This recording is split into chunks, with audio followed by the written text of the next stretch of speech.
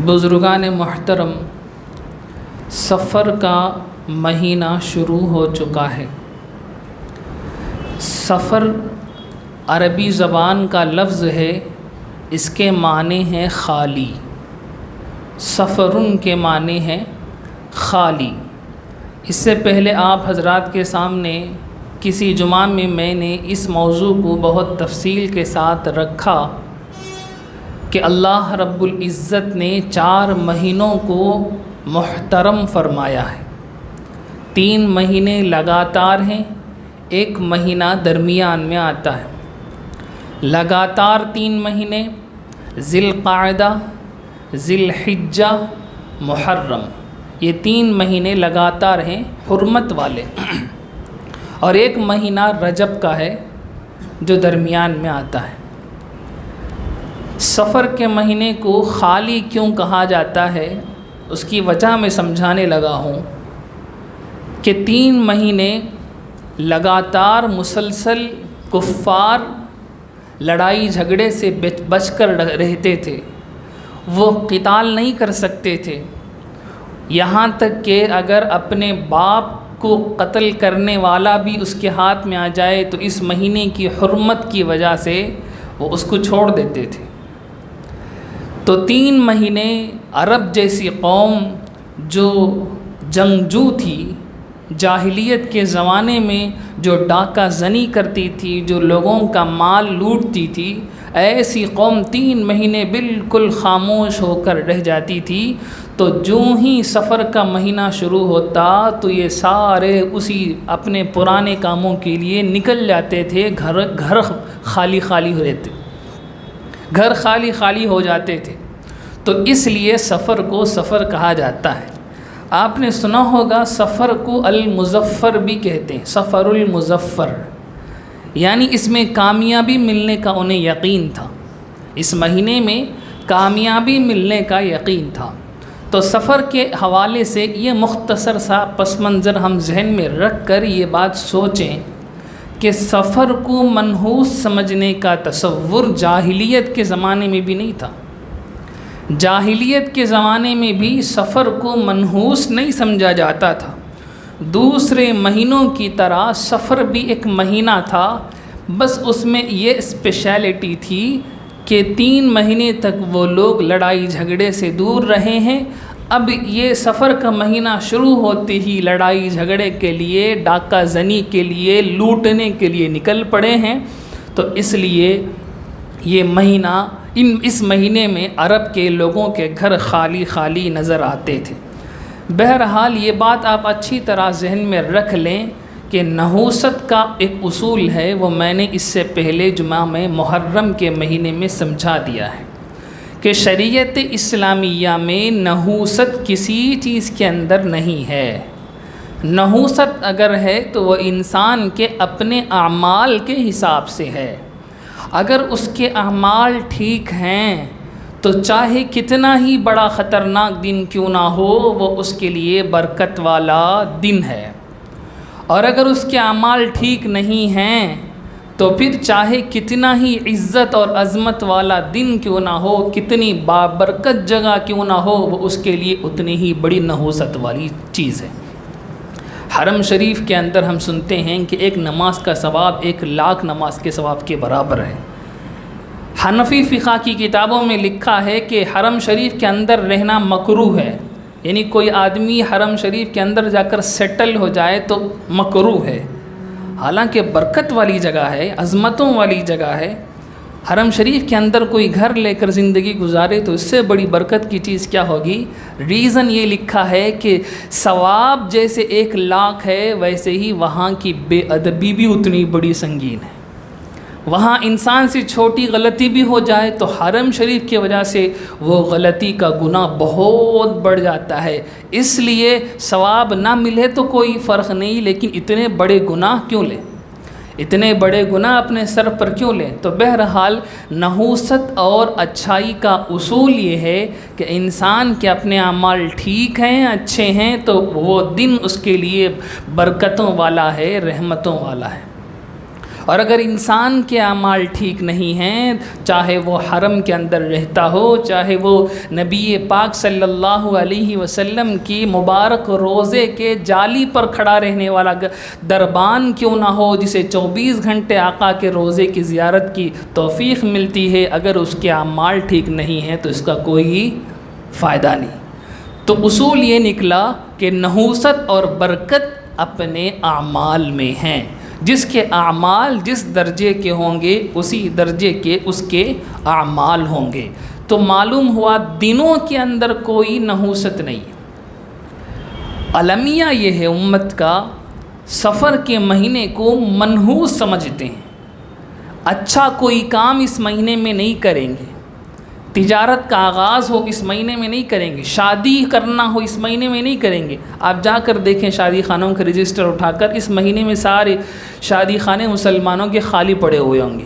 اس مہینے میں شادی نہیں کرائیں گے۔ کیوں نہیں کرائیں گے؟ کیونکہ سمجھتے ہیں کہ یہ مہینہ منحوس ہے، اس مہینے میں نحوست ہے، اس مہینے کے اندر مصیبتیں ہیں، اس مہینے کے اندر رنج ہے، اس مہینے کے اندر تکلیفیں ہیں۔ اسلام کا اس سے کوئی تعلق نہیں، اسلام کا اس سے دور کا بھی واسطہ نہیں۔ ایک اور کانسیپٹ لوگوں کے اندر ہے تیرہ تیزی کا۔ اس مہینے میں تیرہ تیزی، اس مہینے کا نام ہی وہ لوگ تیرہ تیزی، سفر کو نہیں جانیں گے۔ تیرہ تیزی، تیرہ تیزی کا مطلب ہے کہ اس مہینے کے شروع کے 13 دنوں میں سخت مصیبتیں نازل ہوتی ہیں، اور وہ اس مصیبتوں کو دور کرنے کے لیے بعض لوگ چنے ابال کر تقسیم کرتے ہیں، چنے ابال کر کھاتے ہیں کہ ان مصیبتوں سے ہم اپنے آپ کو بچائیں۔ اس کا بھی اسلام سے کوئی تعلق نہیں ہے۔ میرے بھائیوں، یہ اچھی طرح سمجھ لیں، دین آسان ہے۔ اللہ کے نبی علیہ السلام نے دین کو سہل فرمایا ہے۔ لوگوں نے دوسروں کے کلچر میں رہ کر ان کے کلچر کو اڈاپٹ کر لیا ہے، کانشیسلی یا انکانشیسلی، جان بوجھ کر اڈاپٹ کیا ہے یا انجانے میں اڈاپٹ کیا ہے، لیکن ہم اڈاپٹیشن کر چکے ہیں، اور اس کا اثر ہی یہی ہے کہ ہم مختلف چیزوں کے اندر نحوست ماننے لگتے ہیں، نحوست سمجھنے لگتے ہیں۔ بہرحال 13 تیزی کی کوئی حیثیت نہیں ہے شریعت اسلامیہ میں۔ بعض لوگ کہتے ہیں کہ ان 13 دنوں میں رسول اللہ صلی اللہ علیہ وسلم بیمار ہوئے تھے۔ اس کو سمجھ لیں، رسول اللہ صلی اللہ علیہ وسلم ضرور بیمار ہوئے تھے 13 دنوں کے لیے، لیکن ان 13 دنوں میں نہیں۔ آقا علیہ السلام کی مرض الوفات تقریباً آقا علیہ السلام کا وصال وہ 12 ربیع الاول کو بتایا جاتا ہے۔ تو 13 تاریخ کا مطلب یہ ہو 13 دن اگر بیمار ہیں تو وہ سفر کے آخری دن سے شروع ہوگی، تبھی تو 12 ربیع الاول میں آقا علیہ السلام کی وفات ہوگی۔ تو معلوم ہوا شروع کے 13 دنوں میں بھی رسول اللہ صلی اللہ علیہ وسلم بیمار نہیں رہے ہیں، اور بیمار ہوں تو بھی اس سے ایام میں نحوست نہیں آتی، دنوں کے اندر نحوست نہیں آتی۔ بیماری رحمت ہے، اسلام کا نظریہ یہ ہے۔ نبی پاک صلی اللہ علیہ وسلم نے فرمایا، مسلمان کو، مومن بندے کو جو تکلیف پہنچتی ہے، چاہے کتنی چھوٹی تکلیف کیوں نہ ہو، وہ اس کے لیے گناہوں کو دھلنے کا سبب ہے۔ یہاں تک آقا نے فرمایا کہ کانٹا چبھ جائے تو وہ کانٹے کا چبھنا بھی اس سے جو تکلیف ہوتی ہے، اللہ اس تکلیف کے بدلے میں اس کے گناہوں کو معاف فرماتے۔ تو ایک مومن کا نظریہ یہی ہے کہ وہ بیماری کو زحمت نہیں سمجھتا، وہ بیماری کو نحوست نہیں سمجھتا، وہ بیماری کو رحمت سمجھتا ہے۔ وہ علاج اس کا کرائے گا، وہ اس کو دور کرنے کی کوشش کرے گا، کیونکہ صحت بھی ایک نعمت ہے۔ تو ایک نعمت سے دوسرے نعمت کی طرف جانے کی کوشش ضرور کرے گا، لیکن بیماری کو منحوس نہیں سمجھے گا، بیماری کو اپنے لیے نحوست نہیں سمجھے گا۔ یہ ایک مومن کا طریقہ ہونا چاہیے۔ تو نبی پاک صلی اللہ علیہ وسلم کی بیماری بھی اگر ہے تو اس سے کوئی فرق نہیں پڑتا۔ اس مہینے میں آخری چہارشنبے کے نام سے بھی ایک الگ نظریہ پایا جاتا ہے۔ اس کو بھی سمجھا. عجیب بات ہے، شروع کے 13 دنوں کو تو منحوس سمجھا، سخت منحوس سمجھا. 13 تیزی یعنی جس میں تیز مصیبتیں آتی ہیں 13 دنوں میں. لیکن اسی مہینے کے آخری چہارشنبے کو لوگ چھٹیاں ڈال کر گھومنے نکلتے ہیں اور سمندر میں جاتے ہیں، سمندروں کا چکر لگاتے ہیں، پارکوں میں جاتے ہیں، کھانے وانے کا انتظام کرتے ہیں، عیش کرتے ہیں، آرام کرتے ہیں. عورتوں کے اندر زیادہ اس کا رجحان پایا جاتا ہے.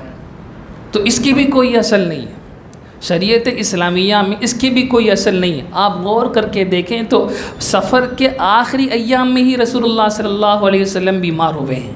تو کیا اچھا لگتا ہے کہ آقا علیہ الصلاۃ والسلام جس وقت بیمار ہوئے ہیں ہم لوگ آخری چہارشنبے کے نام سے خوشیاں منا رہے ہیں. تو یہ بھی غلط تصور ہے، شریعت اسلامیہ کا اس سے کوئی تعلق نہیں. تو میں نے سمجھا دیا ہے کہ رحمت یا زحمت یہ انسان کے اپنے اعمال کے اندر ہے، نحوست اور برکت یہ انسان کے اپنے اعمال کے اندر ہے. وہ حدیث یاد کیجئے، رسول اللہ صلی اللہ علیہ وسلم رمضان کے مہینے میں ممبر پر تشریف فرما ہیں، قدم رکھتے ہیں، آمین کہتے ہیں، دوسرے سیڑھی پر قدم رکھتے ہیں، آمین فرماتے ہیں، تیسرے سیڑھی پر قدم رکھتے ہیں، آمین فرماتے ہیں. صحابہ بعد میں پوچھتے ہیں کیا معاملہ ہے؟ آقا علیہ الصلاۃ والسلام فرماتے ہیں برباد ہو جائے وہ. جبرائیل آ کر مجھ سے 3 بددعائیں میرے سامنے رکھی ہیں. ان میں سے ایک بددعا یہ تھی کہ برباد ہو جائے وہ آدمی جسے رمضان کا مہینہ ملے اور اس کی مغفرت نہ ہو. تو معلوم ہوا رمضان کے مہینے کے آخر تک جس کی مغفرت نہیں ہوئی اس کے لیے ہلاکت ہے. تو رمضان جس کی مغفرت ہو گئی اس کے لیے برکتوں والا مہینہ ہے. وہی رمضان جس کی مغفرت نہیں ہوئی، جس نے اپنی مغفرت کرانے کی کوشش نہیں کی، اس کے لیے وہی رمضان کا مہینہ نحوست والا مہینہ ہے. تو یہ اصول ہم اپنے ذہنوں کے اندر بہت اچھی طرح سے رکھ لیں. اب جو حدیث میں نے آپ کے سامنے پڑھ کر سنائی ہے اس حوالے سے 2-3 باتیں سماعت فرما لیں. حدیث ہے ایک لا عدوى ولا طیرۃ. آقا علیہ الصلاۃ والسلام نے فرمایا عدوہ نہیں ہے، طیرہ نہیں ہے. عدوہ کہتے ہیں ایک کی بیماری دوسرے کو لگنے کا یقین کرنا. ایک کی بیماری دوسرے کو لگنے کا یقین اسلامی نہیں ہے. اسلام کے حساب سے ایک کی بیماری دوسرے کو نہیں لگے گی الا باذن اللہ، مگر اللہ کی اجازت سے. اللہ کی اجازت نہیں ہے تو ڈائریکٹ ایک انسان کی بیماری دوسرے انسان کو نہیں لگ سکتی. تو یہاں سے آپ سمجھ سکتے ہیں کہ انفیکشن کا تعلق اسلام سے نہیں ہے. اسلام انفیکشن کو نہیں مانتا. یہ دنیا اور دنیا والے کہیں گے کہ انفیکٹ ہو گیا ہے. یہ انفیکشن اسلامی نقطۂ نظر سے صحیح نہیں ہے. اسلام یہی کہتا ہے کہ ایک کی بیماری دوسرے کو نہیں لگے گی. ایک صحابی نے اپنے اونٹوں میں سے خارش زدہ جسے کھجلی کی بیماری لگ گئی تھی اس اونٹ کو الگ رکھا تھا.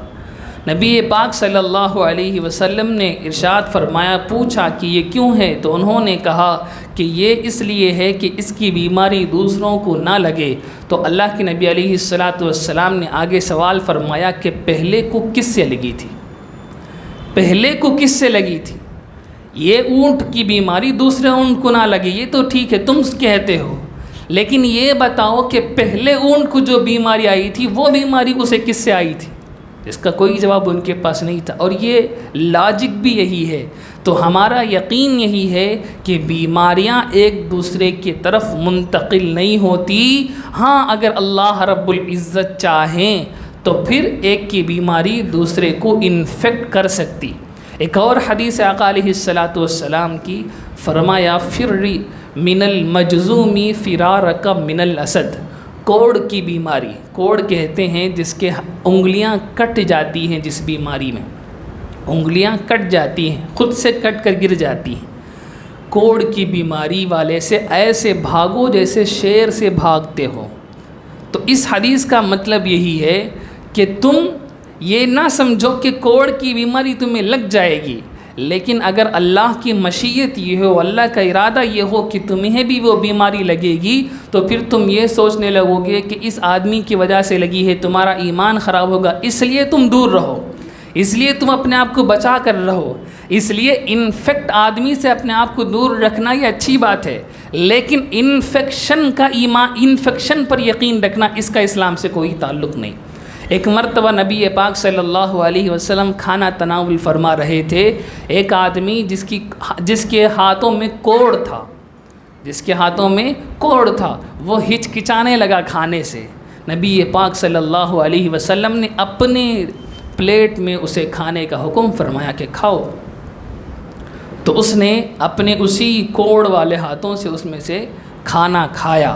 تو معلوم یہ ہوا کہ انفیکشن کا عقیدہ، انفیکشن کے اوپر ایمان نہیں ہونا چاہیے، لیکن اپنے آپ کو پریونٹ کر سکتے ہیں، بچا سکتے ہیں، ایسے آدمی سے دور رکھ سکتے ہیں تاکہ ہمارے اس ایمان پر دھبا نہ پڑے۔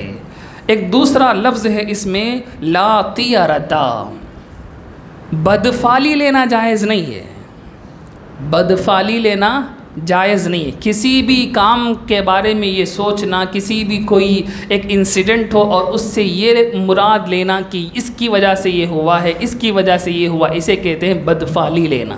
مثال کے طور پر لوگوں میں مشہور ہے کہ جب وہ کسی کام کے لیے نکلتے ہیں، سامنے سے بلی گزر جائے تو اب وہ لوٹ جاتے ہیں، یہ بدفعلی لینا ہوا۔ یہ بدفعلی لینا ہوا کہ اس سے میرا کام ادھورا رہ جائے گا، اس سے میرا کام پورا نہیں ہوگا۔ ہندوؤں کے یہاں یہ اکثر دیکھا جاتا ہے، مسلمان بھی اس کو فالو کرتے، اس کا اسلام سے کوئی تعلق نہیں ہے۔ یا الو کسی جگہ بیٹھ کر چلا دے تو پھر لوگ اسے بدفعلی لیتے ہیں کہ اس گھر میں ضرور کسی نہ کسی کا انتقال ہوگا جس گھر میں الو بیٹھ کر آواز دیا ہو۔ اس کا اسلام سے کوئی تعلق نہیں ہے، بدفعلی لینا جائز نہیں۔ نیک فعل لے سکتے ہیں، بدفعل نہیں لے سکتے۔ نیک فعل کا مطلب ہے کوئی کام ہوا، کوئی واقعہ ایسا ہوا جس کی وجہ سے ایک طرح سے ہمیں سکون ملتا ہے، ایک طرح سے ہمیں اس سے اچھا گمان ملتا ہے، تو وہ ہم لے سکتے ہیں، وہ ہم لے سکتے ہیں۔ لیکن بدفعلی لینے کا شریعت اسلامیہ میں کوئی تعلق نہیں۔ جیسے لوگوں میں مشہور ہے کہ دروازے کی کنڈی کو ہلاؤ مت، اس سے گھر میں لڑائی جھگڑا ہوگا، یہ بدفعلی ہے، یہ بدفعلی ہے، اس کا اسلام سے کوئی تعلق نہیں۔ یا بیف اگر کھائیں تو گھر میں لڑائی جھگڑا ہوگا، یہ لوگ سمجھتے ہیں، اس کا اسلام سے کوئی تعلق نہیں۔ بیف کے بارے میں میں نے تفسیر کے اجلاس میں بہت تفصیل کے ساتھ ڈسکس کر لیا ہے کہ بیف کا کیا حکم ہے، کیا اس میں بیماری ہے، کیا اس میں بیماری نہیں ہے۔ تو ایک پوائنٹ وہاں یہ رہ گیا تھا، اس کو سن لیں۔ لوگ سمجھتے ہیں کہ بیف کھانے سے گھر میں لڑائی جھگڑے ہوتے ہیں، اس کا اسلام سے کوئی تعلق نہیں ہے۔ لڑائی جھگڑے آپس میں نا تعلقی اور ناچاقی کی وجہ سے ہوتے ہیں۔ اس کو ختم کرنے کا سلیوشن بیف کھانا چھوڑنا نہیں ہے، بلکہ اس کا سلیوشن وہی ہے جو ایکچول اس کا سلیوشن ہے۔ اسی طرح بہت ساری علم غلم باتیں سوسائٹی کے اندر مشہور ہیں، علماء نے اس پر کتابیں لکھی ہیں۔ حکیم الامت حضرت مولانا اشرف علی تھانوی رحمۃ اللہ علیہ نے مستقل ایک کتاب اس کے اوپر لکھی ہے، جس کتاب میں لوگوں کے اندر پھیلی ہوئی اس قسم کی خرافاتوں کو ذکر کیا ہے۔ جیسے نماز پڑھنے کے بعد جانماز کو ہلکا سا موڑ دیتے ہیں، پوچھنے پر کہتے ہیں کہ تاکہ شیطان نماز نہ پڑھے۔ شیطان اگر نماز پڑھتا تو وہ دھتکارا کیوں جاتا؟ شیطان نماز پڑھتا تو وہ دھتکارا کیوں جاتا، وہ مردود کیوں ہوتا؟ تو یہ بات بیکار ہے کہ شیطان نماز نہ پڑھے، اس لیے جانماز کو تھوڑا سا موڑ دیتے ہیں۔ کیا جانماز میں ہی شیطان نماز پڑھے اگر اسے نماز پڑھنا بھی ہو؟ تو اس قسم کی خرافاتیں ڈھیر ساری پڑی ہوئی ہیں، جن کو ہم بیان کرنے بیٹھے تو گھنٹے لگ سکتے ہیں۔ تو یہ سمجھ لیں کہ اس کا اسلام سے کوئی تعلق نہیں ہے۔ اور ایک لفظ میں نے کہا کہانت، کہانت کہتے ہیں کہ کسی بھی چیز کو، مستقبل کو، فیوچر کو معلوم کرنے کے لیے لوگوں کے پاس جانا، چاہے وہ مسلمانوں کے پاس جائیں چاہے کافروں کے پاس جائیں، اس کا اسلام سے کوئی تعلق نہیں۔ آقا علیہ الصلاۃ والسلام نے فرمایا، حدیث میں نے پڑھ کر سنائی تھی، وَمَنْ أَتَى كَاهِنًا فَصَدَّقَهُ بِمَا يَقُولُ فَقَدْ كَفَرَ بِمَا أُنزِلَ عَلَى مُحَمَّدٍ صلی اللہ علیہ وسلم۔ جو کاہن، جوسیم جو دیکھتا ہو، چاہے وہ کسی نام سے دیکھتا ہو، نام راز کے نام سے دیکھتا ہو وہ بھی جوسیم ہے۔ نام راز کا اسلام سے کوئی تعلق نہیں ہے۔ مسلمان سمجھتے ہیں جوسیم دیکھنا، وہ کلی جوسیم وہ حرام ہے، لیکن مسلمان مشائخوں کے پاس جا کر نام راز دیکھیں گے، وہ بھی اسی نجومیوں والا کام ہے، اس کا اسلام سے کوئی تعلق نہیں ہے۔ میرے پاس لوگ آ کر کہتے ہیں کہ آپ نام راز دیکھتے ہیں کیا؟ اللہ اکبر، اسلام کا اس سے کوئی تعلق نہیں ہے۔ تو میرے بھائیوں، اللہ کے نبی علیہ السلام نے فرمایا جو جوسیم دیکھنے والے کے پاس جائے اور اس کی بات کو مان لے، اس نے محمد صلی اللہ علیہ وسلم کے لائے ہوئے شریعت کا انکار کر دیا۔ یہ الفاظ ہیں حدیث کے۔ تو اس لیے اس قسم کے علم غلم باتوں سے ہمیں بچ کر رہنا چاہیے۔ ایک اور لفظ جو اس حدیث میں آیا ہے سحر کا، جادو کا، کہ جادو سیکھنا، سکھانا، کرنا، کرانا سب کچھ حرام ہے، سخت حرام ہے۔ ایک مسلمان کسی بھی حالت میں جادو کی طرف نہیں جائے گا۔ اس کا ایمان اگر ہے تو جادو اس کے لیے ممکن ہی نہیں ہے کہ وہ کرے یا کرائے۔ ایمان جس کا نہیں ہے وہ جادو کرے گا۔ ایمان جس کے اندر رتی برابر نہیں ہے وہ جادو والے کام کرنے والوں کے پاس جائے گا، سفلی کام کرنے والوں کے پاس جائے گا۔ ایمان اور جادو کا جوڑ نہیں ہو سکتا۔ تو مسلمانوں کو چاہیے کہ وہ بچیں۔ اللہ اکبر، آج تو اس کا غلبہ ہے، زور ہے کہ جو بھی بزنس میں اٹکا ہارا فوراً اس پر اس طرح کے عملیات شروع ہو گئے، اس طرح کے خرافات شروع ہو گئیں۔ تو میرے بھائیوں، ان سب چیزوں سے اپنے آپ کو بچا کر سیدھے سادہ اعمال ہیں اللہ کو راضی کرنے کے پیچھے لگنا چاہیے۔ اپنے قلب کا تزکیہ، اپنے قلب کو پاک کرنے کی فکر کرنی چاہیے۔ برے خیالات سے، برے اخلاق سے اپنے آپ کو پاک کر کے اللہ والوں کے طریقوں کو اپنانا چاہیے۔ یہی کامیابی کا طریقہ ہے۔ یہ نحوست والے کام، یہ خراب کام، یہ اچھے کام، یہ صحیح، وہ غلط، ان سب چکروں میں نہ پڑ کر قرآن و سنت کی تعلیمات کو معلوم کر کے اس پر عمل کرنے کی کوشش کرنی چاہیے۔ اللہ رب العزت ہم سب کو عمل کی توفیق نصیب فرمائے۔ آمین۔ وآخر دعوانا ان الحمد للہ۔